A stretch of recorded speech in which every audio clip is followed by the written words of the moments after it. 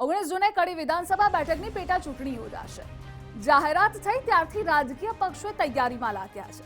દાયકાઓ સુધી ભાજપ કડીમાં જીતતું આવ્યું છે એટલે ભાજપનો ગઢ છે। ત્યારે કડી વિધાનસભાની બેઠક શા માટે અહીંયા ચૂંટણી યોજાઈ રહી છે, સમીકરણ કેવા છે તે જોઈએ। કરસનભાઈ સોલંકીનું અવસાન થતા પેટા ચૂંટણી યોજાય છે। અનુસૂચિત જાતિ માટે આ બેઠક અનામત છે। કુલ 2,89,856 મતદારો છે। પુરુષ મતદારો 1,49,760, જ્યારે મહિલા મતદારો 1,40,000 છે। 294 મતદાન મથકો પર મતદાન થશે।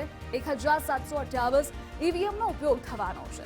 જોકે પાટીદાર અને ઠાકોર મતદાતાઓનું અહીંયા પ્રભુત્વ વધારે છે, કારણ કે અહીંયા 31% પાટીદાર સમાજનું પ્રભુત્વ છે।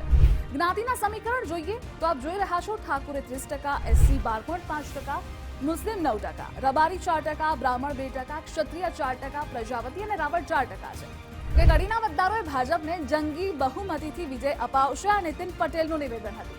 પરંતુ તમારું શું કહેવું છે? ભાજપના ગઢમાં આ વખતે કયો પક્ષ બાજી મારી શકે છે? કમેન્ટ સેક્શનમાં જણાવો।